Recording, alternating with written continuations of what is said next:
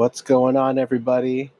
Welcome back to another Geeky Gecko Creations Live. I'm trying to get a nice shot for the thumbnail right now so that hopefully it uses this as the thumbnail later on. But hope you guys are doing well. Let me know if there's any sound issues. I'm also going to check my YouTube channel because I can check myself going live right now. Also, when I walk away, it should still be able to sound loud, even if I'm whispering over here. Okay, cool. My mic is definitely hooked up. Good way to test it. So got the chat going to my left over here. So if I'm looking that way, I'm looking at your questions. So let me know. I'm also going to be listening to music. Let me shout out this channel. I just found them, and I don't know what songs these actually are. So maybe one of you guys could head over there and let me know. So the channel name is called, wait, hold on here. Let me go to the next song. It's like rock and roll fantasy music, almost like anime music. It's called M_S_rock. And I would love to know if any of you guys know what that is.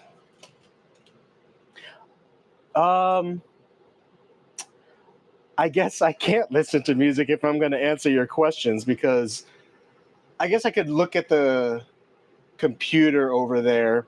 So let me see if I could do this. So this one's going away. Yeah, I guess I could look over here for your questions. So I'll be looking to the right for your questions. But hope you guys are doing well. I would love to listen to music like live with you guys, but YouTube would flag it, so can't do that anymore. I might have to like stop the music, honestly, because I can't like hear myself think, and if I need to answer questions and stuff, it's just going to be tougher. Good music though. Check it out, MS Rock. I tried to Shazam one of these songs, and Shazam didn't recognize the song. So I don't know. Maybe one of you guys would know. Again, trying to get a thumbnail for the stream.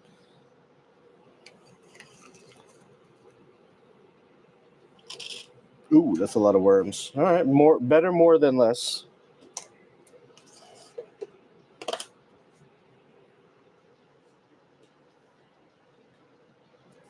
All right.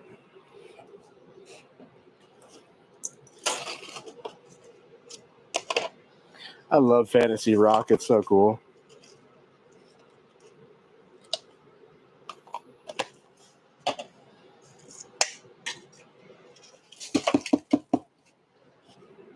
Everyone's getting upgraded hides and food bowls today.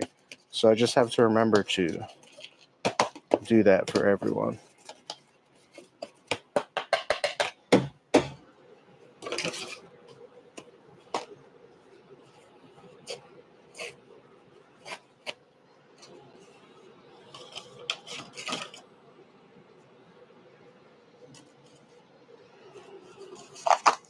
I don't see any questions yet, so I hope that's correct.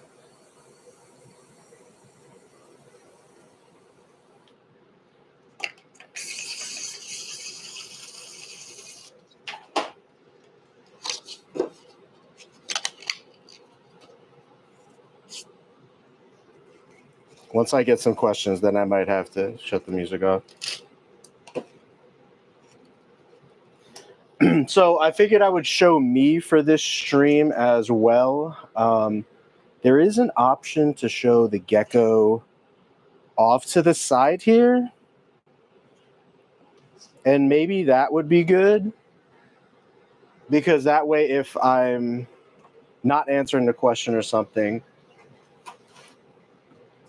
then you can still do it. But I also like being able to look at the camera, so I think there is benefit to that as well. So you guys let me know. You're the ones watching. Let me know if you want to try to look at the gecko, even though it's kind of dark off to the side here, because I didn't bring out the light and stuff for this live stream. All right, let's take this over.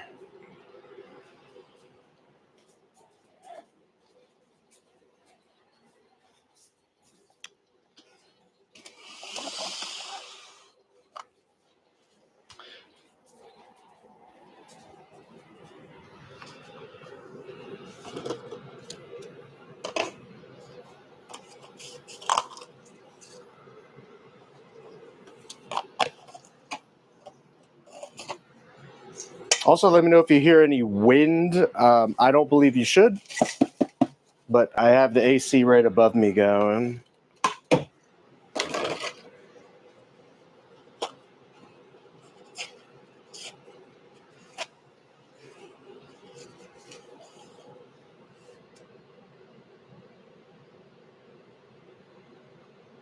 Let's see.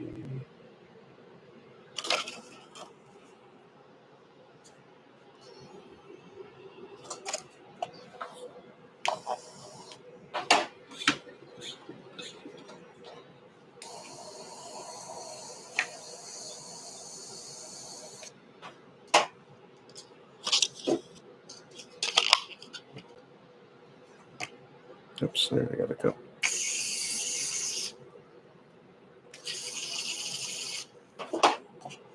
Well, you can certainly hear the water bowl going.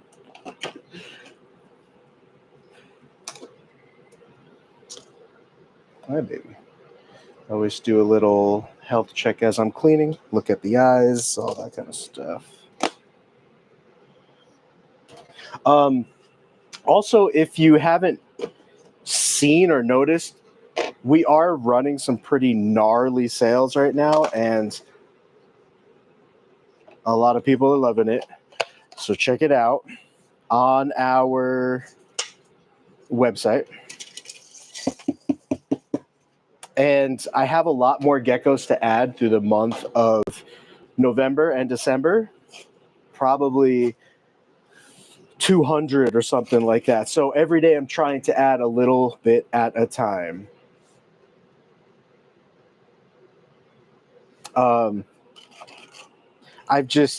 Sorry, I haven't been able to do too many lives recently because it's just been so busy with how many babies we have, taking care of the geckos, taking photos, marketing, customer service, all that kind of stuff. And I really needed to prioritize all of that. But we are getting to a place now, and we do have Tatum supposed to be coming back and working more consistently with us.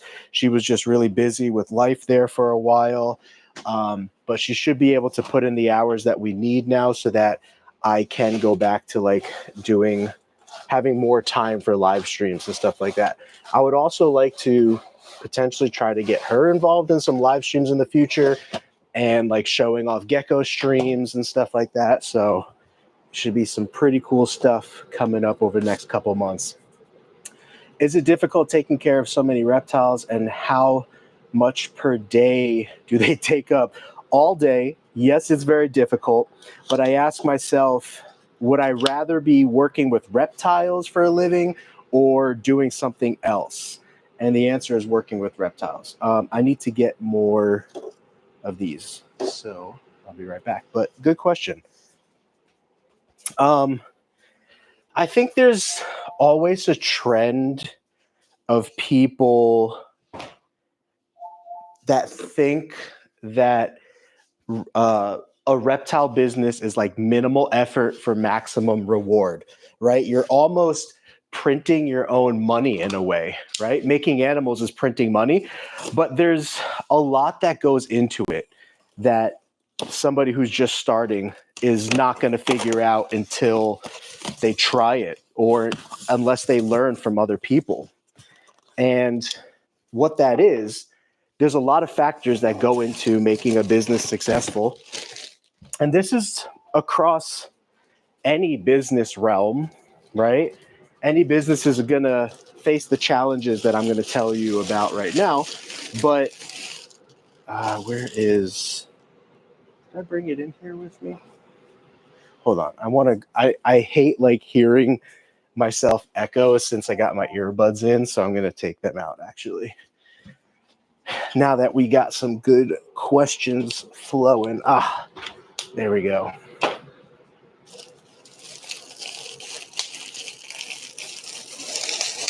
Oh no, spilled some water. I hate spilling water. Now I got to take out the bottom here, redo that, but it's fine. There's 2 paper towels there. I'm actually just going to put another 2 on top of that. We should be good.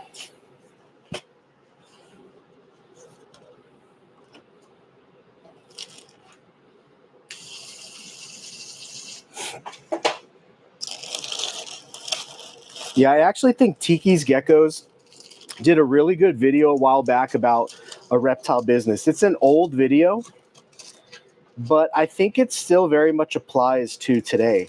And basically in the video, he said that, you know, being successful on social media is a combination of a few different things. It's obviously hard work, but there's also a little bit of I would say like charisma involved, luck involved. Obviously watching your P's and Q's. You don't want to, you know, especially nowadays, I would say a really big thing with reptile culture is cancel culture as well. And it's so easy to kind of like rub people the wrong way or get on people's negative side. And if you do, then they might try to take that out on you. And so that's something that you kind of have to be aware of as well. And that's for anybody. I mean, there are really, really good businesses with great reputations that if they do the wrong thing just once, there's a group of people that come crashing down on them for that. And then, you know, turn it into a really big issue that might interfere with sponsorships, brand deals, regular sales, sales channels, all that kind of stuff. So if you can mind your P's and your Q's, if you can develop a brand awareness for yourself, whether it's through social media apps, website, being an online presence in places where animals are being sold, or specifically reptiles are being sold, you could do it. I would say, honestly, the care of the animals and the breeding of the animals is the easiest part. And then from there, finding out where to sell the animals, how to sell the animals, being patient as a new breeder when animals aren't selling. Competition, it's, if you think about it, the market of reptiles. Hey, Amy, I see you there. What's up? Yeah, I'm in here for streaming and cleaning as well. So if you think about it, what do you think about? What am I saying? I watch Shark Tank a lot. And on Shark Tank, some of the investors are like, yeah, I don't like to invest in too niche of a business or a product. And if you think about it, reptiles is a very niche business as far as the American market is concerned. So there's the populace of the American market. Then there's the people in the American market that like pets. Then there's the people in the pet market that like exotic pets, right? Because most people gravitate to like cats and dogs. And the exotic world, which is invertebrates, reptiles, birds, fish, there's only a smaller percentage of the pet world that actually gravitate into that world. And then once somebody gravitates into the exotic pet world, then they have to gravitate towards reptiles instead of birds or fish or guinea pigs or whatever, right? And while all of that is happening, and then after that, they have to gravitate to your niche. Once they get in your niche, now you are competing against everybody else in a limited market, and you are directly selling to people that want you're directly selling to people a lot of the times that are going to breed, put animals up for sale, and so you're creating even more competition for yourself. So now you're in a niche of a niche of a niche of a niche market. You're creating more competition for yourself every animal you sell, unless you just sell pet animals. But for the most part, I would say a lot of people like to dabble in breeding. So when you sell reptiles, a lot of times most reptiles have a very high likelihood of being bred or attempted to be bred. And then out of all of that, you are competing with people that have been doing it for 20 plus years. So smaller market, higher competition, selling to people that are going to be putting animals up for sale anyway. And making competition even steeper and harsher for you. And then on top of that, what was the last thing I said? Sorry, I don't remember. So to answer your question, that is, to me, the harder side of working with reptiles full time. But yeah, for me specifically, we have, probably over 1,500 animals at any given point in the year, which includes tegus, leopard geckos, maybe 1,000. I don't know. I don't count, but whatever it is, I can tell you it's a lot, and it takes up all of my day and all of my time. But I would rather be, I enjoy it. I'm appreciative of it. And I would so much rather be working myself to the bone doing this than other things. So I'm very, very thankful and gracious that I get the opportunity to do this. Actually, I was just thinking about it right before this stream. Before every stream, I usually say a little prayer, because I don't want to do my will necessarily in life, but I want to do the Lord's will and be sensitive to that and sensitive to people and their needs and what they need and being helpful and all that kind of stuff. So because of that, I always pray before every live stream. So I was just praying. I was like, you know what? Thank you, Lord, that I even get to work with reptiles for a living. And your living should not be your life. However, a lot of times with reptile people, the living is their life because, if you were selling a stuffed animal that sits on a shelf in a warehouse, that stuffed animal, what am I doing here? Oh, I just cleaned this. Okay. Hello, Frank. Hello, we don't need this. But there's a really big difference between selling an inanimate object that doesn't require care, veterinary attention, anything like that, right? And then selling an animal that requires care, whether it's daily water, daily food, weekly food. Very big difference. And so most people that get involved with reptiles that do it full time, it really takes up their full time, most people. I would say there's some rare exceptions to that, where if people are able to come in very hot and heavy with a large investment up front, but if you're trying to build your foundation and build your operation from without without investing 100 or 200 grand into infrastructure and animals and all that kind of stuff, that's when you really have to put in what's called sweat equity, right? You have to work really, really hard to accomplish your goals compared to the other option, which is buying your goals. But you have to make that money either way, right? So, for example, like on the Shark Tank, a lot of people have trouble. A lot of people have trouble. Now that we got Whoops. some good questions. A lot of people have trouble on the Shark Tank giving up equity because they worked so hard to get their business to where it's at. And the sharks haven't done any work, right? But you have to remember, the sharks are investing money that they worked for very hard. So if I ask you, hey, can you give me $100 to help my business?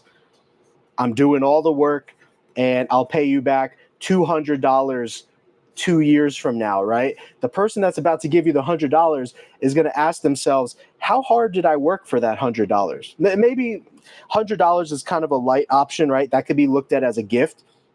But if it's $1,000 or $10,000, if I ask you, hey, can I have $10,000 to help my business? And when the business is large, I'll pay you back $20,000. Whatever time that may be, the person is going to think twice about giving you the $10,000 because they're going to be like, hey, look, I worked really hard for this $10,000. If you die or the business doesn't succeed, I lose that $10,000 that I worked really hard for. So anyway, I hope that makes sense. I see there's a couple other questions that I will get to as soon as I get back here.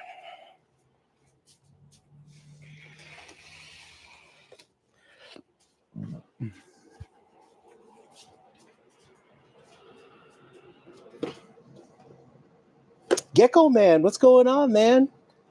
I think the prices will be coming back up very soon due to the election results. Are you saying that we're going to get like stimulus packages and stuff? But yeah, I mean, the prices in the reptile world, there's really different ways to look at it because people are selling from different perspectives. But I would say in general, this is a general statement. The statement does not apply to everybody. In general, people are in the reptile world are experiencing immense price drops. And part of that is due to everything that I just talked about. You are literally selling to your competition, and it puts more animals on the market every time you sell an animal because there's a high likelihood that animal is going to be bred and produce more animals. And that's not a bad thing. I'm not saying that that's a bad thing. I completely support people that want to breed. I sell primarily to people that want to breed, as well as pets. But I know a lot of the animals that I sell, people have plans to breed them. And I completely support that. But it partly explains the difficulty of this business because every single person getting into the business thinks or wants to make a lot of money off of spending money. And there's a lot of factors that go into that. For example, $1,000 animal that you buy this year may only be worth $500 next year and may only be worth $200 the year after that. So if you buy a baby for $1,000 and then you have to grow it up 2 years before you can breed that animal, and then you have to sell the babies of that animal that are now only worth $200, you have to sell 5 of those babies at $200 just to make your initial investment back on that one animal. And you have to compete with everybody else selling that same animal. And within the reptile world, what a lot of people just do is they'll just drop the price. So it comes down to supply and demand. And because this is Whitney, let me answer this real quick. Hey, hon. I'm at Walmart, but I'm checking out. Okay, I'm on a live stream right now, but when I'm done, we can. Okay. All right, love you. Bye. We're going to Froyo tonight, ladies and gents. We're going to Froyo. That's frozen yogurt. There's a good frozen yogurt place where Whitney and I live. But really good to see you, Gecko Man. I kind of lost my train of thought there. So, do you have some geckos that never sell? I'll be honest, I never have a gecko that never sells. I will sell every single gecko or wind up breeding it. I'm going to start doing more giveaways and stuff. But if you have trouble selling geckos, you could certainly do a giveaway.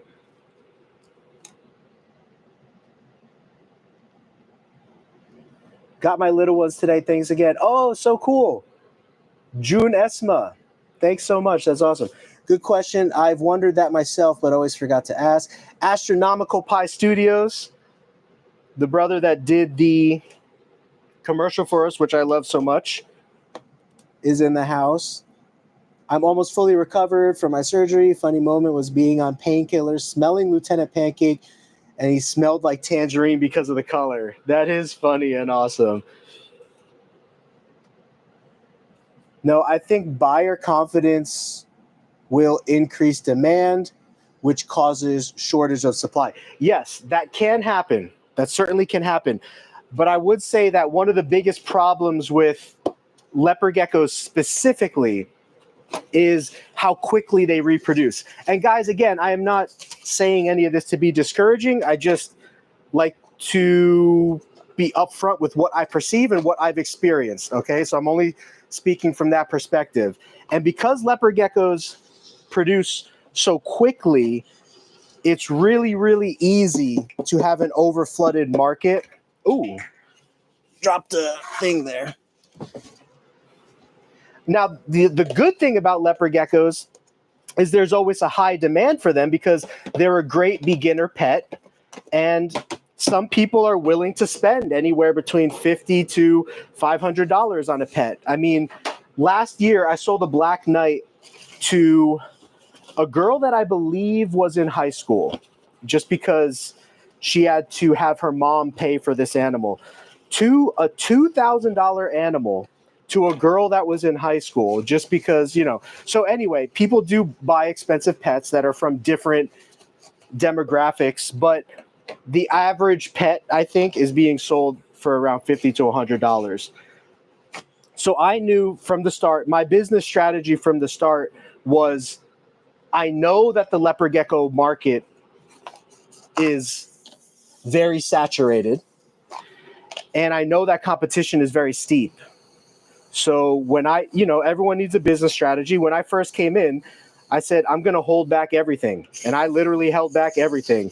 All my high-end stuff, all of that. I just held it all back. And then I knew that my secret sauce would be being able to produce a lot of geckos so that I could sell them at more reasonable cost than my competition. So even if like, what was I going to say? I need to double check here, make sure no one's missing water, food, any of that kind of stuff. So anyway, that's the difficult part with leopard geckos specifically. And then the other difficult part with leopard geckos is I like what Gecko Man says about buyer confidence. I really like that because, I mean, I like it and I don't like it in a way. Ooh, hello. Let's do this. Change the lid. We'll keep this smaller hide here. Smaller gecko, smaller hide. The reason that I really like to sell, like, I do have some high-priced geckos, right? But for the most part, my strategy is always produce enough animals so that I can sell investment quality animals for pet prices, because I really love the pet market. Like, people that just want a pet, or people that want to dabble in breeding, or people that want a good deal, that's like where my heart really is. And so that's the crowd in the market that I try to and tend to, gravitate towards. And one of the reasons is, there's a common saying, and I'll use ball pythons as an example, because there are people, lots and lots of people every single year that spend upwards of $100,000 investing in ball pythons, hoping that they could get a return on investment, get rich, and not get rich, but get a huge return on investment. This little one has something in its eye, so I need to rinse it out here. And then when they're not able to do so, which happens all the time, then they wind up selling their collection super cheap to somebody else that is trying to do the same thing. It's a constant circle and cycle of people trying to make it, realizing how difficult it is, and selling their collection super cheap because they can't get nearly back what they put in. And they just decided they got overwhelmed with the work, or taking care of animals here, like I said, and they either decided to downsize or get rid of everything together. So that happens every single year, especially in the ball python world where there's tens and tens of thousands of dollars being thrown around. And what people like to say is that it's called selling the dream. What a breeder does is a breeder sells the dream to new potential breeders of what is possible. But those new potential breeders don't really know how good the breeder is doing, if that makes sense. So a lot of times what breeders do is they sell the dream as if they're doing good, as if they're doing really awesome, because they make most of their money on people who are looking up to them, that want to be like them, even though the breeder knows that 9 out of 10 people that attempt to do this are going to fail. The breeder is selling the dream because that's what makes the breeder money. And so that's why I don't like to take that approach, because I don't want people to be disappointed. I don't want people to spend their money and then, there's all these animals in the system and all that kind of stuff that, just wind up getting neglected or left behind or whatever the case is, right? I don't like that marketing strategy, but it is the marketing strategy that a lot of people use, maybe knowingly or unknowingly, because some people might not admit that that's what's going on in this reptile world, but that's what goes on. That's what goes on. And we're gambling with the lives of animals when that happens. So what I like to do is I like to sell pets, because pets,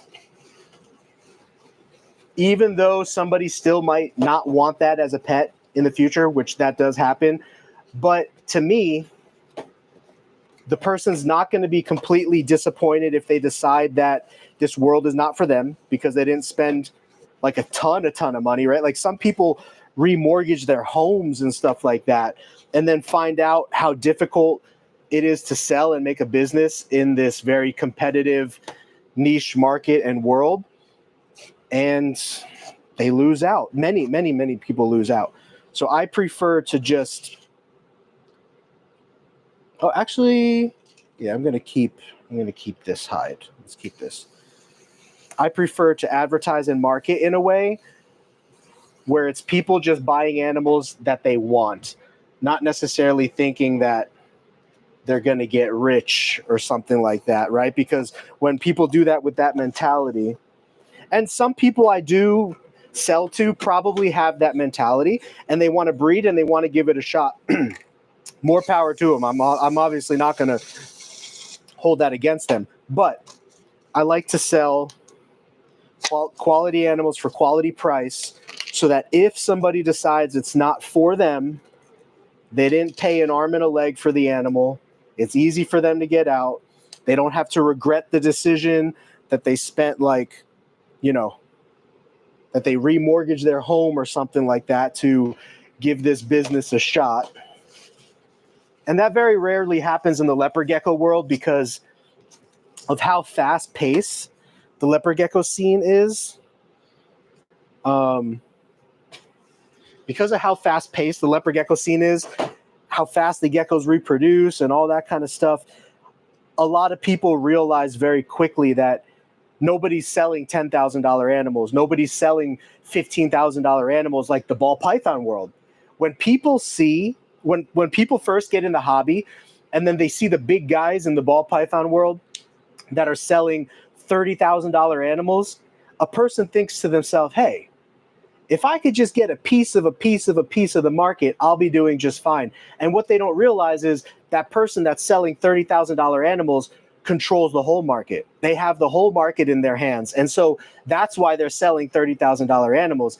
And they're making money off of people like you that want to think that you could sell at a price of what the big guy is doing, not realizing that the big guy has wholesale. The big guy has cheap animals. The big guy has medium priced animals. And so you're competing with the big guy as you jump in. And a lot of people realize just how difficult that actually is. So I know this is probably a little bit, again, I don't like to sell the dream, which is why I'm being honest. I'm being honest. 9.9 people that try to make money at this reptile thing don't. And what winds up happening is it becomes very stressful on them, the fact that they paid $1,000 for a gecko, and then when they make babies with that gecko, nobody even wants to pay $50 for those babies. And I'm just being real. This is, take a poll. If you don't believe me, take a poll. And the exception to this rule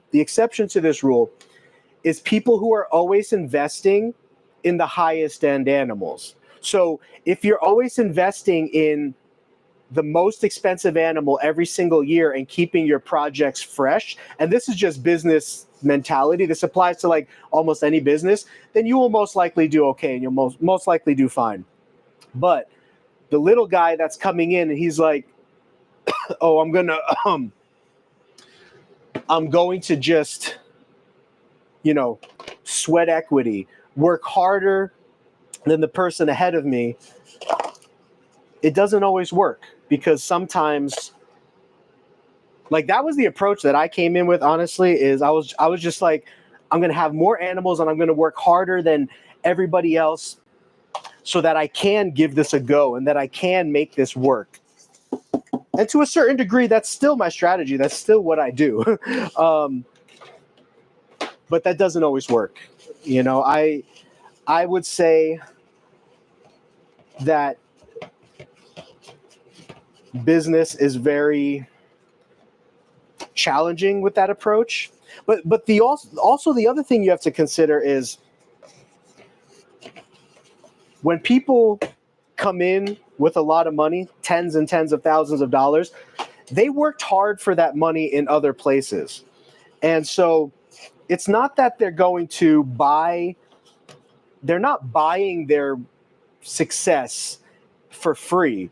They're buying their success by all of the hard work that they've earned up to that point. So I don't know. I kind of feel like I'm rambling now a little bit, but this all started with the question of, is it difficult taking care of a lot of animals? And the answer is 100% yes.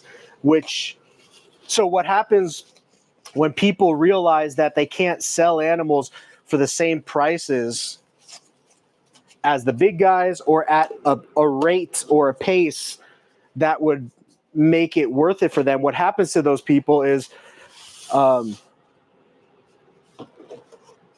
sometimes they think they have to like be bigger or get more or sell more. And then what happens is they try it and they realize how difficult it is taking care of a large collection of animals that have a lot of maintenance, food, cleaning, water, shelter, health problems, all that kind of stuff. And then now they're stuck with so many animals on their hands that they can't sell.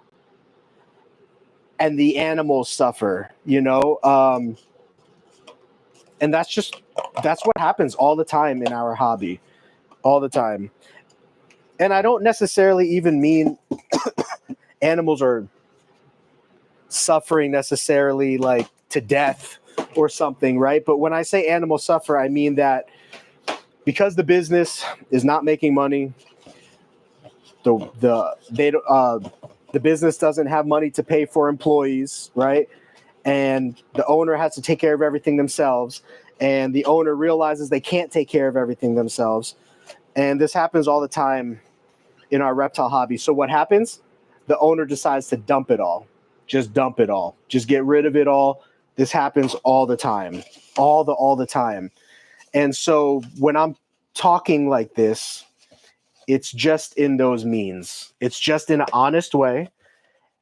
And that's why if you just think to yourself, all I want to do is just produce a few animals, sell a few animals here and there, have fun with it, that's not a problem. I would say the problem is not realizing what it takes to like get to where you want to be. And in the leopard gecko world, there's nobody that teaches. So like in the ball python world, there are older breeders in the hobby that actually have live streams, podcasts, and those kinds of things to talk about this kind of thing that I'm talking about right now. Patreons, and how to avoid some of these hiccups or be aware of these hiccups so that people can make the best decision for the animals and make the best decision for themselves. But in the leopard gecko world, that doesn't really exist, only in private conversation. So like if you want the answer to these questions, if you're lucky, a breeder will tell you the truth in a phone call. But some breeders won't, because again, they're selling the dream. They want you to think that everything is going good for them so that you invest tens of thousands of dollars with them. That's what they want. Not every breeder. That's why I'm saying there are good breeders that will tell you the truth about how the market is and all that kind of stuff. But if there are breeders but there's also breeders that are purposely misleading. That's what I mean. And that's just the world we're in, right? There's people that look at the election that we just went through. There are some of the wildest accusations against people of either party that have no relation to truth whatsoever. It's just people that are making stuff up because they have an agenda and they want to make a smear campaign against the person they don't like. So they make a whole bunch of stuff up to try to sell an idea to you, right? So what's going on, Code Red? Purebred dogs can go for $2K, which some people are glad to pay. If a person cannot have a dog, they may be willing to spend same dollar on a cool pet they can have. Yeah, very true. And the good thing about the reptile world is that more people are getting in with the demonstration of it on social media. More people are getting excited about reptiles because reptiles are like little dinosaurs, right? And the entry cost to get into the reptile world is really not that much compared to like dogs and stuff. I couldn't imagine being a dog breeder because the expenses of dogs and all that kind of stuff just got to be crazy. And again, that's another world where there's a lot of competition and only a few people make it. But I would say because reptiles are very good at survival, obviously they're not like a dog where a reptile, not every reptile needs to be fed and watered every day, but a dog needs to be fed and watered every day, right? Or starts emaciating very quickly. So if you can't sell a reptile and you're sitting on it for months or whatever, it's not as big of a deal, I would think, as like sitting on a dog that's not selling. But I guess, I don't know if dogs are more difficult to breed, which would make less competition. But reptiles being so easy to breed makes a lot of competition. A lot of competition. I'm not going to use this small thing here. I had wanted to know your opinion on how worms for leopard... Wait. On hornworms for leopard geckos. Leopard geckos love them. I don't know why somebody would tell you that they're not good for leopard geckos. In my experience, I've seen a lot of responsible keepers feeding hornworms to leopard geckos. So I don't know why a hornworm would not be good for a leopard gecko. If anybody does know why a hornworm would not be good for a leopard gecko, please let us know. But according to my knowledge and experience, hornworms is something that I recommend, that if people want to diversify a gecko's diet, a hornworm is a good way to do it. I got my 3 leopard gecko hornworms once in a while, smaller ones. Yeah, I would probably say that you don't want to feed leopard geckos hornworms as what's called a staple. Most recommendations for a staple food source for your leopard gecko would be dubia roach, cricket, mealworm, superworm. Those are like staples. Everything else should be like treats, if you want to look at it that way. In general, right? But I think one of the easy factors with leopard geckos is mealworms is so easy to feed them mealworms, and mealworms is so great for them. It's not too fatty, it's not expensive, it's small, they stay in a bowl. So for all of those reasons, I really think that mealworms are the winner. And if you're supplementing it with, vitamins as well as calcium with D3, that baby, this one's jumpy, but here's a nice little black knight baby. If you're supplementing it, then the mealworms are going to be like really, really healthy for them. I should close on one final thought on our on our financial conversation. Is some people don't want to breed to necessarily make money. Some people want to breed just because it's cool, right? When I first started breeding, I knew that I wanted to, excuse me, I knew that I wanted to breed and work with leopard geckos full-time one day. But to me, I thought it was going to be after I retire. I told myself, I'm going to slowly build up an operation. I'm going to work a 9 to 5 all of my life for corporate America. I'm going to build up a nice pension or 401k, Social Security, all that stuff. I'm going to build all that up. And when I retire, I will have the leopard gecko business. And then COVID hit, and I lost my job during COVID. And at that point, I had already been breeding a lot of geckos and was building my operation.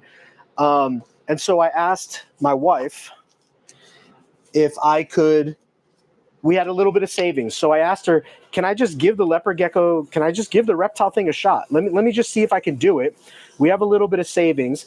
If I can't do it, I'll get a part-time job, or I will just stop completely and get a full-time job again, right?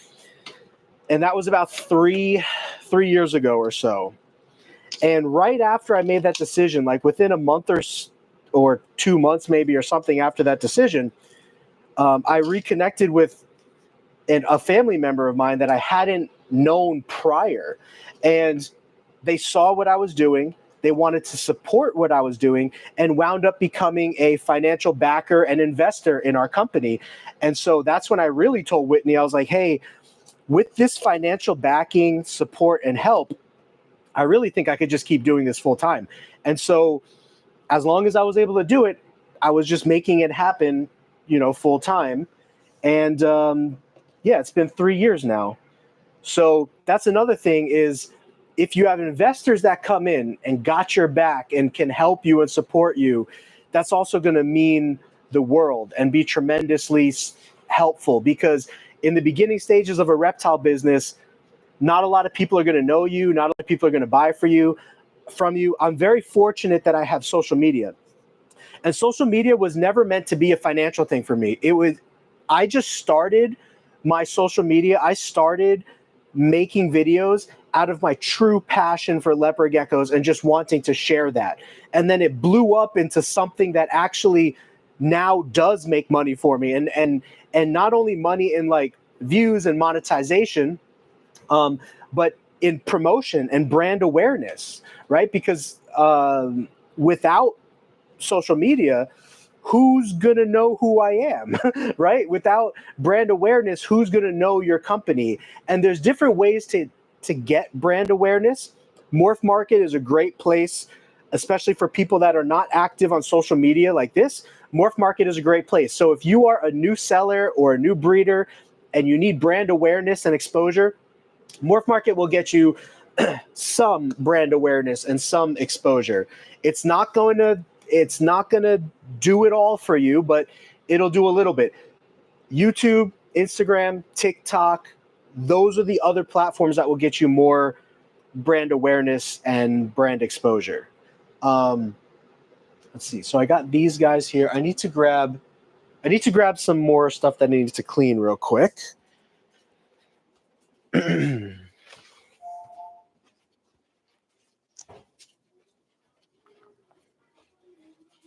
Oh, sorry. I'm on mic. So I'll clean for a little bit more and then we can go. Is that okay? Okay.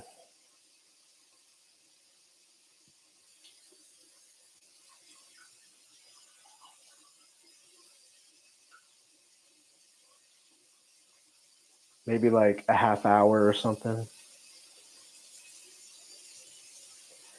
They're open till 11 tonight, right?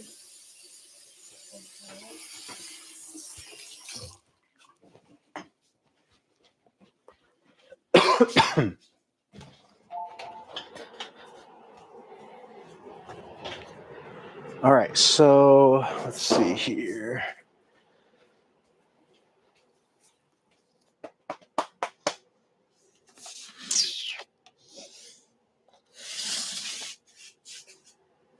Got some bold stripe stuff in here.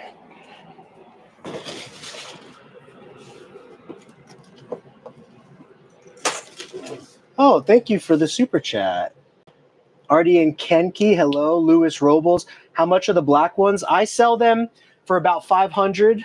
And I have one on my website right now, and then I have a couple more coming over this winter that I'll be putting up on the website. Tactical Noob, thank you so much for the $5 super chat. Really appreciate that. Julian Bullion, thank you so much as well.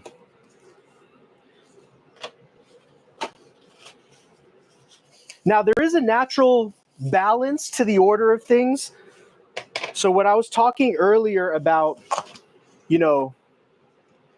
like the competition in the reptile world and how it's difficult to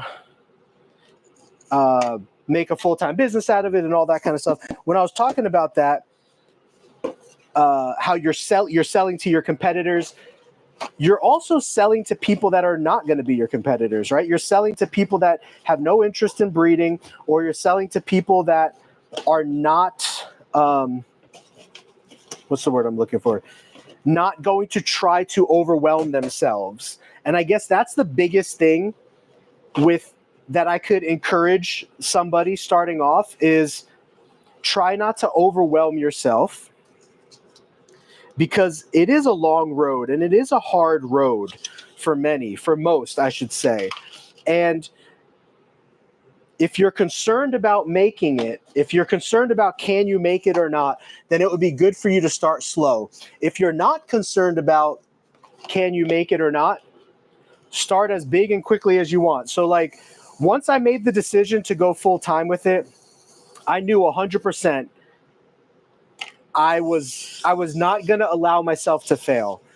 I said, I'm going to do whatever it takes, work as much as it takes, put out as many videos as it takes to make this business successful. That was once I made the decision to go full time. Because again, before that, I was just kind of like small hobbyist. I only had like 30 geckos or something like that. And I was just slowly building up my operation.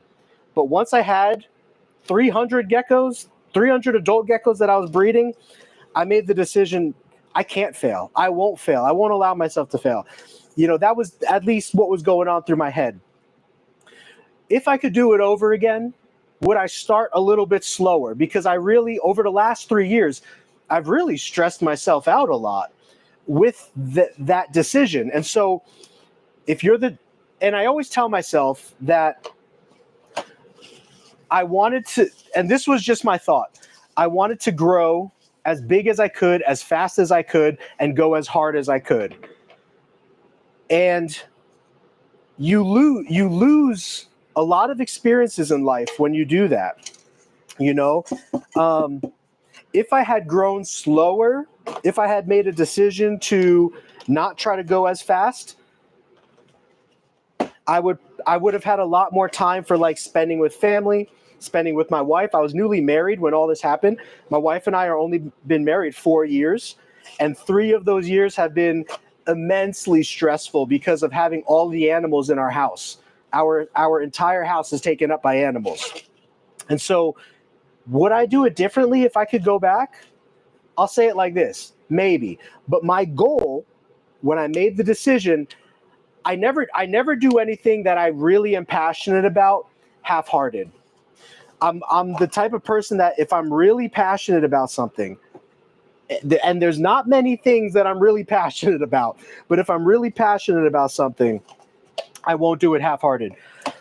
So when I made the decision that I was getting passionate about YouTube videos, passionate about selling geckos, passionate about growing an operation, all that kind of stuff, when I made that decision, that was the mentality that was in my head. I can't fail. I won't fail. I won't allow it to happen. And I'm not here to defend that point of view. I'm not here to say whether that point of view is right or wrong. But what I will say is that point of view that I had required a significant sweat equity, required significant work for me to put in. And the time that I've been putting in over the last few years, to me, is going to pay off in the long run. And I'm happy to sacrifice the time in the short run to establish a business that I think, or at least my goal, was to be very, very successful by the 5-year point. I'm at the 3-year point right now. By the 5-year point, I knew that if I put in the level of effort that I wanted to put in the first few years of the business, I was confident that we could be at a very successful point by the 5th year of the business onwards. And then I could take some pressure off myself, hire people to do the work that I had been doing, and it'll be all gravy. So I'll let you know how it goes because we're not at year number 5 yet. But I can tell you, sometimes I have regrets that the amount of time and dedication I'm putting in right now, I have a niece and 2 nephews that I'm not really spending that much time with. And I don't have kids of my own yet, Whitney or I, especially with our house being the way it is, you know, full of animals. But I think to myself, like, how much more time could I have spent with my niece, my nephew, my mom, my dad, if I took things slower, right? So I'm not here to say whether I made the right decision or a wrong decision, but we all have regrets and we all have second thoughts. And sometimes I think to myself, do I wish that I had gone a little bit slower so I didn't miss out on these things, right? So I'll leave it at that. But I will say this. Leopard geckos take a lot of work, but I wouldn't want it. I wouldn't have it any other way. They're my number one most passionate reptile. Arguably, if I was to put my focus into other reptiles like crested geckos and ball pythons, I can make a lot more money with crested geckos and ball pythons, but that's not my passion. My passion is leopard geckos, and I feel like I will never give up that foundational passion. Wow, this one's really cool. What is this? Oh, jumper. What is this guy? Oh, this is from our cheetah project. It's just a really cool kind of like orangey yellow color. So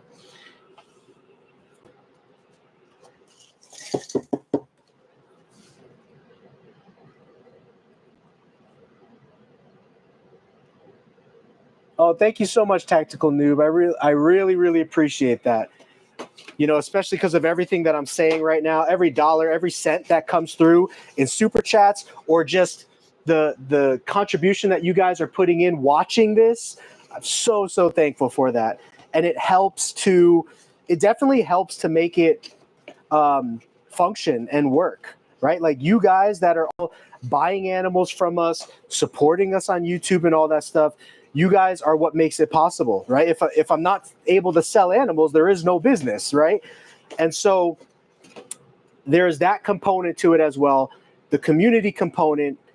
And although I've kind of been talking pretty bluntly and honestly tonight about sales and business, and that can be perceived as like negativity, I do tend to try to promote positivity as much as possible, just because, like I said earlier, there's more to life than leopard geckos, and people are arguably more important to me than leopard geckos. As much as I love leopard geckos, and here's why. Because you could believe in whatever you want to believe in, but part of my name, Geeky Gecko Creations, part of the word creations is inspired by the God of the Bible. So the God of the Bible is the God that I believe created the heavens and the earth. You don't have to believe that. We can have a discussion about that, whatever, the theological debate about that at some point, or I could present to you my facts of why I think that's true or why I am convinced of that. But that's part of the inspiration for my name, Geeky Gecko Creations. We're creating art, we're creating life with these geckos, but it also ties into the word creation, meaning that I believe that everything came here, that everything in this physical universe was created and did not just happen by random happenstance, right? That's what I believe. I totally respect people who don't believe that. There was a time in my life where even though I believed that, I didn't care about it. I didn't care about God. I didn't care about making him happy. I didn't care about what his will was for my life. But I'll say this, to God, people are the most important thing. People are who he came to save, who he cares about most. And so because that's most important to him, my Savior, my friend, and my Lord, that's also what's most important to me. Even though technically leopard geckos are most important to me, because that's most important to him, that also becomes most important to me, if that makes sense, because of how much I care about him, because of how much he's cared about me. And there's a lot of things that I could get into of why I believe, ways that he's made himself real to me. And as much doubt as I have sometimes, and I will say this, I do experience doubt. And right now I'm going through a big, what am I going through? I'm going through a big research. I guess that's a good word. I'm going through a big research right now of biological evolution. So if you guys have been watching Clint from Clint's Reptiles, he has been on a binge over the last few months about his faith in God, but also his faith in what is called biological creation evolution, if you want to put it that way, meaning that God inspired evolution, held it by the hand to bring humanity into existence, right? And he's been talking a lot about that. And I've been researching a lot, not just from Clint's mouth and what Clint has to say, but there are a lot of Christians out there that do believe that God used evolution to create life. And there's reasons for that, right?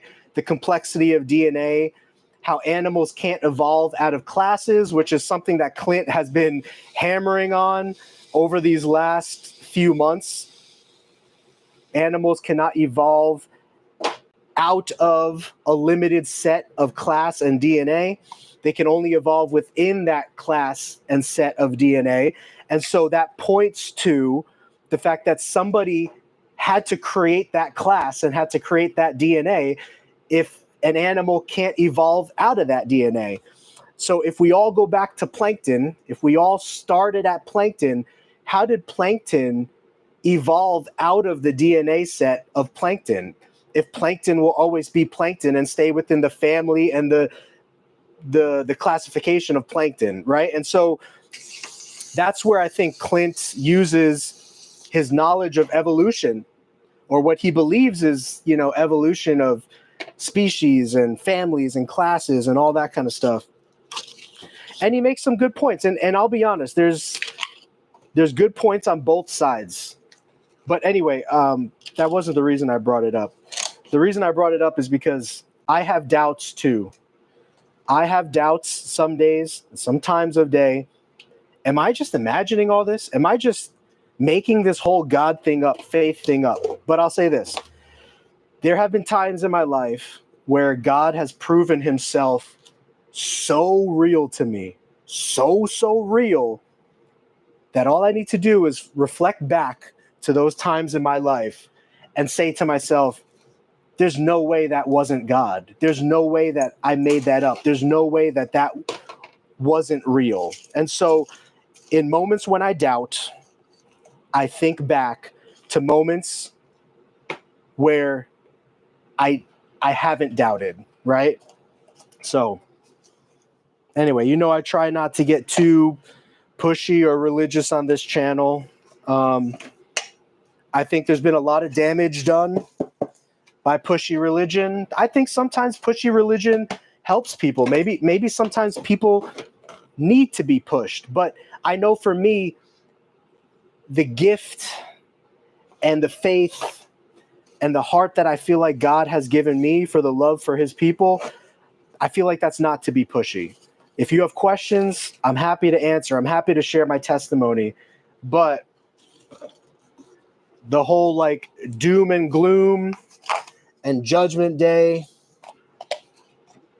type fear or scare tactic that a lot of religious people will use, I just feel like that's not what God has called me specifically to do. I'm sure he's called other people to do that, because some people change their hearts in different ways, right? But I would say that for me, he's just given me a lot of understanding and patience and love for people, because he was very patient and loving and understanding for me. So that all came out of me saying that I try to be positive. Look at that. And I know that religion can be a very polarizing topic, especially with election season. Ow, little one bit me. Election season and all that kind of stuff. But hey, I'm not here to cause you more grief. I'm here to try to just give people a place to learn about geckos, hang out with each other, love geckos, and carry on with life, right? Paper towels will be y'all best friend. Anything else will make a mess right now. I tried having mass leopard geckos in these containers with Eco Earth, and the problem is the geckos dig it, and the dust gets into the air and gets everywhere. So I would say when you have 500 plus geckos in a room, that once you hit that level, the dust is going to be unreal. So you might not want to do that. Plus the breeders, I've brainstormed a lot about trying to get breeders, leopard gecko breeders, into like a what is it? Why is the word spacing for me right now? Trying to get leopard gecko breeders into like a natural vivarium type thing. But when you have soil and stuff on the bottom, sometimes the leopard gecko will push all the soil to one side, and then certain eggs on that other side get exposed and then wind up drying out and stuff. So to me, the best thing is for breeders, paper, craft paper or newspaper, like a thicker type paper, and a humid hide, because craft paper will make the geckos almost never lay on craft paper. 1 out of 10,000 times they might lay a bad egg on craft paper. I've never seen a leopard gecko lay a good egg on newspaper or craft paper. So they will always lay it, if they have opportunity to it, they will always lay it in a humid hide. So as long as you're providing a humid hide for your geckos, they will lay in there, and then it just makes dust lower and it makes collection a lot easier for the eggs. It's all around. But if you are just keeping pets, I always tell people to use Eco Earth or peat moss, because it will absorb the smell. It'll be a lot, goodness, little one. It'll be a lot easier on cleaning. There was even a time in the distant past, before I even started the business, where I attempted play sand. And that was really good because play sand completely masks the smell of poop, and it's super easy to clean up. But I noticed that there was a lot of sand in the gecko's poop because leopard geckos are always licking everything. So this was only a little trial that I wanted to run and see how I liked it. Turns out I don't like it. I don't like when I can see sand in my gecko's poo. It just concerns me a little bit about impaction and stuff like that. So that 3-month trial ended pretty quickly once I realized that. Plus, you could see even some of my earliest intros, I was actually breeding geckos on the sand. And now I really like to discourage people from breeding on loose substrate, because to me, this is just to me, when a male leopard gecko's thing comes out to breed with the female leopard gecko, if it doesn't go back in right away, which sometimes it retracts back into his body right away, and he's lifting it off of the ground, but give it 1,000 geckos and 1,000 tries. I bet you there's going to be a significant handful of geckos where their hemipene touches the soil or the sand, and then that's going to retract into the gecko's body, and that's going to become an infection risk for the gecko. So that's why I really love just using paper now, you know. Yeah, my wife has been super supportive of the reptiles, and now she does birthday parties, school events, shows, advertises the gecko, sells them. But it wasn't her first. It's kind of like the whole God thing that I just went back to, because reptiles are so important to me. It's very important to my wife to be supportive to me. And because people are so important to God, it's very important that I am supportive to his people, to me, you know? And so it's kind of like, it's funny. I never thought about that, but it's kind of like that same thing. Sorry if I'm coughing. My throat's a little dry.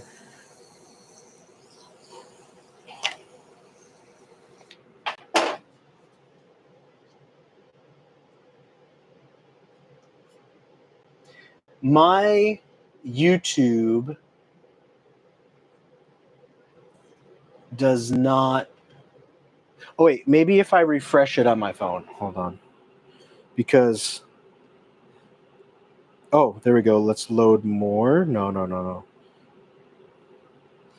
It's like not updated. The questions aren't updated on my phone. So let me rejoin the live. And then I should be able to see what I missed. Hey, you could say that there are most smart. Wait. Hey, you could say they are the most smartest in keeping their own environment clean. Very true. They pick a corner to use the bathroom. Very true. All reasons why I love leopard geckos. At least mine do, and I loved about them. Thank you, Janelle, for the sub. I live in Arizona, if you were talking to me. Thank you so much for the sub. Appreciate that. Chalice, I wonder if it's worth it keeping them for a profit. Chalice, I talked a lot about that in the beginning of this live stream. So please rewatch the live stream because I talk a lot, and I mean a lot about it. You know, anyone who's been with me from the beginning or known me for a while knows how heavy-winded I can be and long-breathed, and I repeat the same thing in multiple different ways a lot of times. I don't know, it's just kind of what I do, but I talked a lot about it. So, Julian, that's sad to hear. There's a few things you can do. I'm sure Frank has some videos. Oh, did somebody mention MBD? I do have a video on MBD, by the way. So type in Geeky Gecko Creations, MBD, or metabolic bone disease into the YouTube search bar, and you will find my video about that.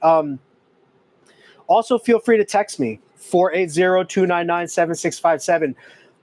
Depending on the age of your gecko and how long it's been in the MBD mode, some leopard geckos you could get to bounce back 100% with proper treatment. So later, Janelle.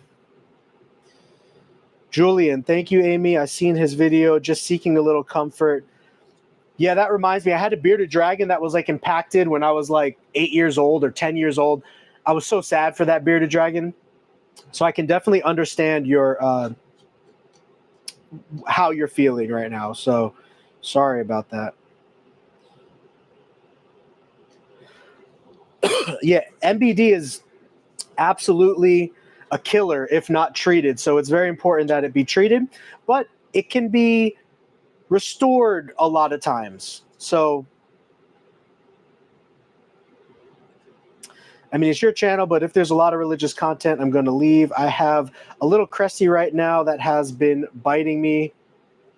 Yeah, most Cresties don't bite, but every once in a while you get a Cresty that just really would love to bite. So it would be neat if you ever decided to create a separate channel in the future called Geckos and God. Oh, that's actually really cool. But I did create a channel sort of like that, and I've changed the name multiple times. Right now, that channel is called Bible Study and Reading with Frank. That's what that channel is called. But it used to be called Geeky Gecko God, Faith and Function. I changed the name of it multiple times. But yeah, I do like the Geckos and God slogan, and maybe I will do that. I like the CCG shirt. Nice abstract pattern. Oh yeah. Thank you. I do like this shirt too. Producing our actual logo on a shirt is very expensive, so that's why I chose not to go that way. If I wanted this type of clothing, because this is very comfortable, I could always go the route of just like cheaper clothing, but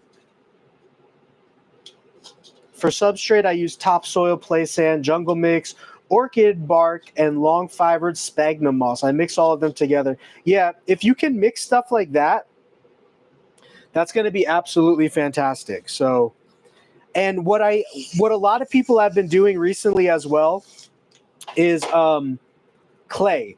So there's something called excavator clay, and you could buy it off Amazon or your local pet store. And when you mix water with it in the proper ratio, it makes the soil hard and compact so that it's not as loose, right? It's harder to dig through. It kind of maintains structure. So that's something that I'm going to, probably play around with in the future once I start making more like bioactive tanks and stuff. That's the word I was trying to think of earlier, bioactive.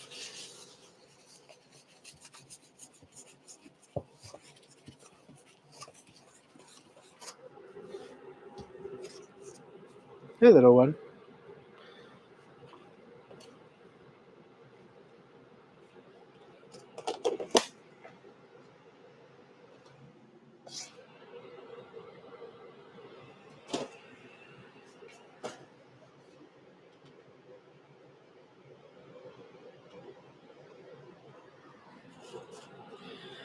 All right, 2 more Gecks, and then I'm going to go get Froyo with my wife, Whitney. And then I'll come back, and I'll need to do more cleaning when I get back, but I probably won't jump on the live. One thing that I want to do with future lives very soon is I want to get back to what did I call it? I can't even remember what I called it anymore. It's been so long. not a clean and stream. This is a clean and stream live stream. But when I show off the geckos, and you guys can call out the number of the gecko that you want me to show you from our website, and I'll bring it live on camera. And then we also sell geckos during that live stream. That's called, what is that called?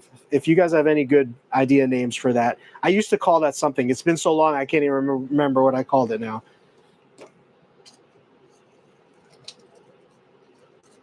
But I want to do a lot of those very soon. And then also maybe, you know, have somebody else, maybe even if it's not myself, run those more often than me for marketing and advertising publicity of like the animals that we have on our website, deals that we have going on, all that kind of stuff. I used to call that something. What was it?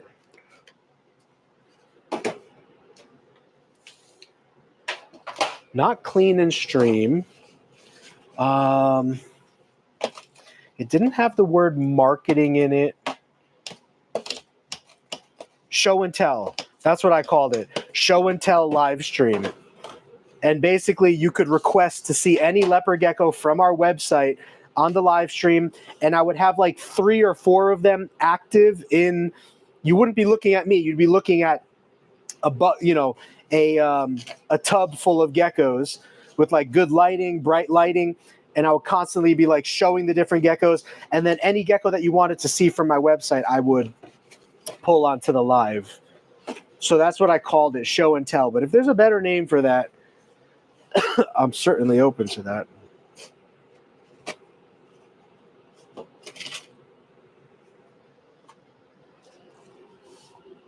And the goal of those live streams is actually selling. Now, I wish we could do auctions and stuff, but the rules around auctions are just a little funky. I know there are some breeders that do it, but I don't know, it could be risky for a channel and stuff, so I don't really want to do that. I thought of maybe making another channel that focuses on that, but we usually do pretty well on the show and tell live streams where if I am able to show off geckos, it usually gathers, you know, sales through that. So I don't think I need to go the like live auction route or anything like that. But if I can one day, actually I do have something in the making right now. It's not on YouTube. So if I do go that route, I will let you know.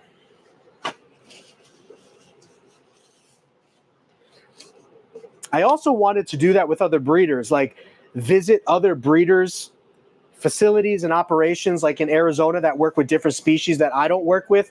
So like bearded dragons, other ball python breeders, you know, invertebrates, stuff like that. And then while I'm at that person's house, we do a live auction at that person's house for their specialty animal. So one week it might be spiders, another week it might be me with leopard geckos, another week might be crested geckos, another week might be ball pythons with one of my other friends out here that does ball pythons. Even though I do ball pythons, everything that I do is like puzzle ball pythons, but this person, you know, focuses on other stuff, right? So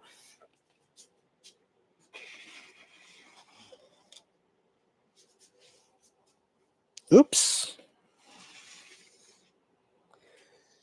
Let's see, that's going to go there.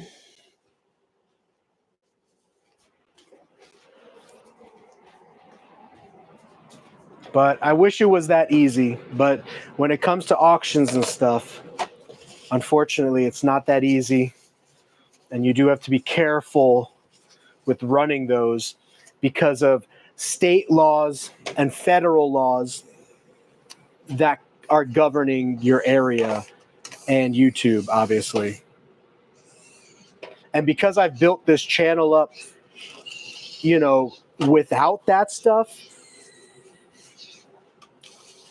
I don't want it to,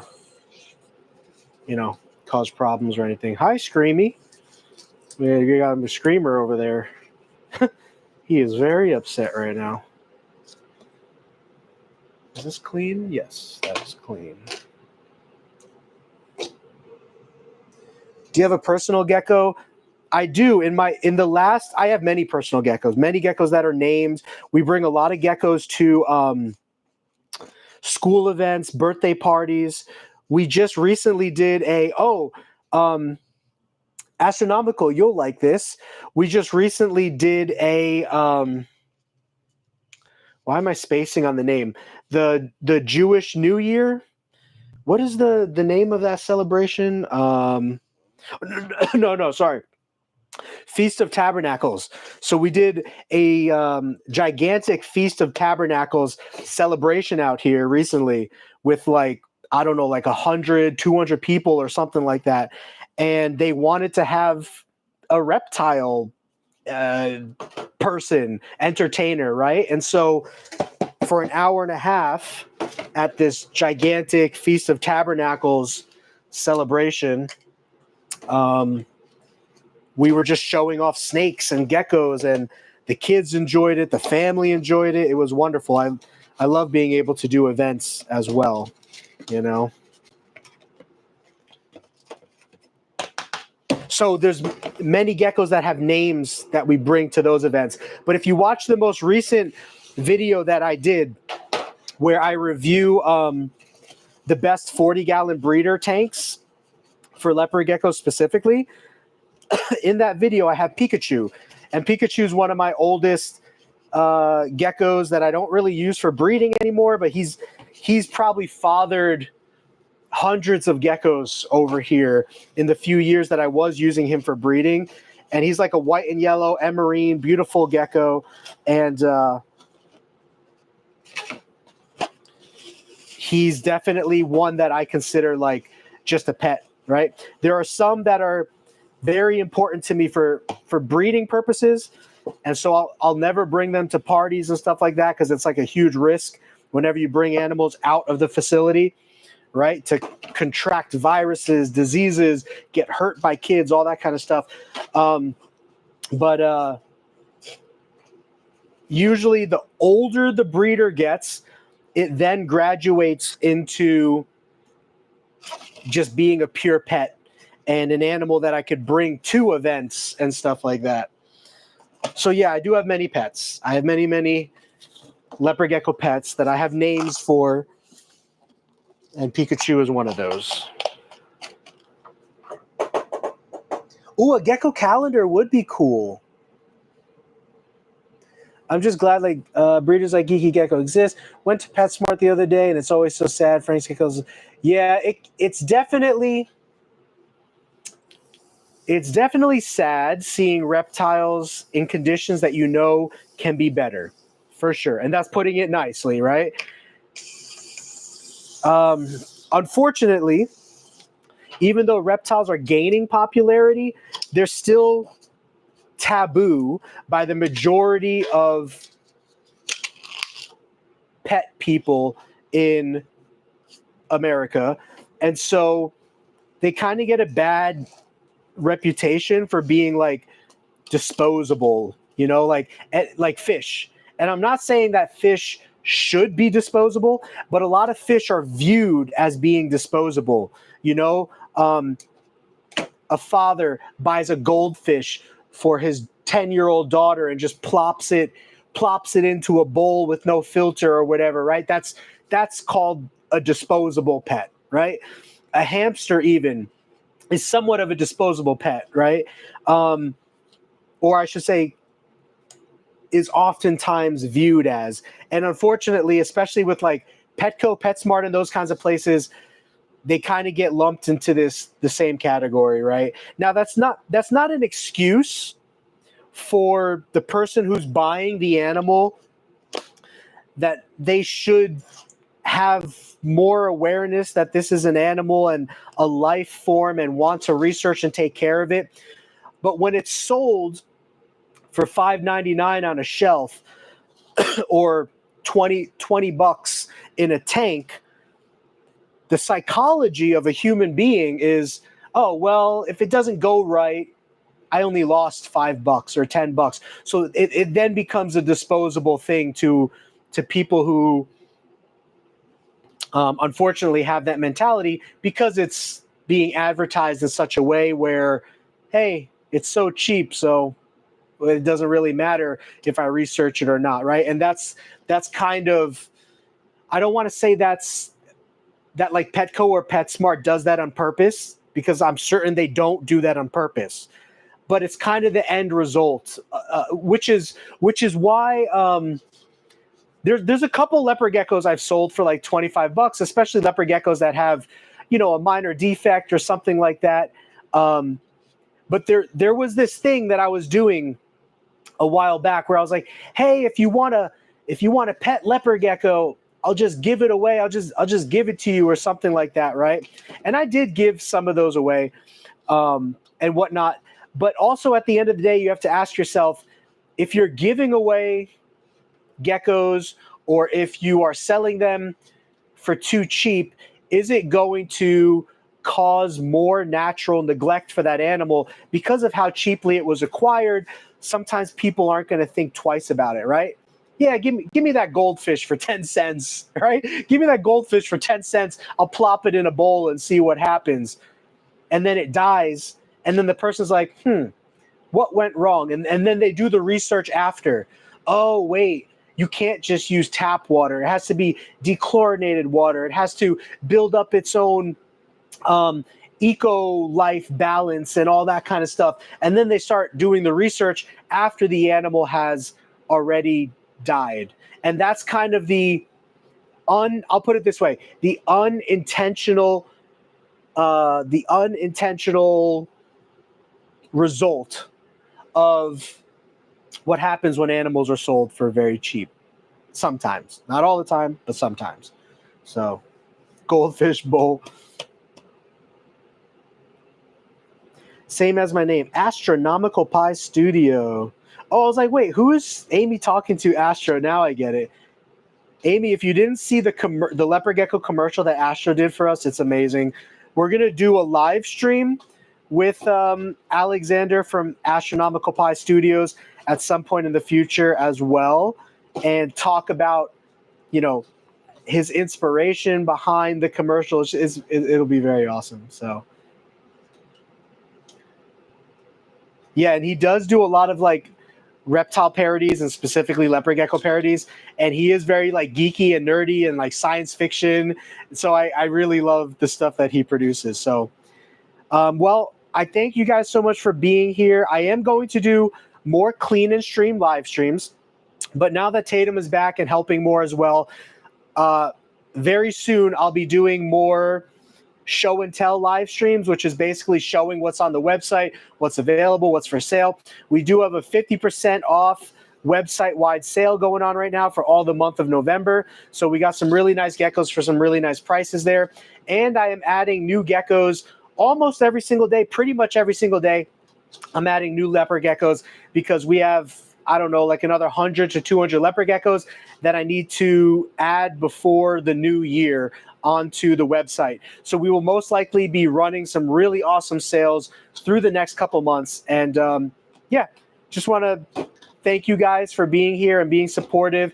Thank you for the super chat once again, and everybody who watches these back, watches them live, comments, subscribes, buys animals from us, prays for us, sends us well wishes, whatever it is you're doing. I'm very thankful for that. And I will see you guys very soon. So until next time, my friends, stay safe, pursue your gecko passion, and have a geeky gecko great day. Peace. Have a good night, guys. Bye.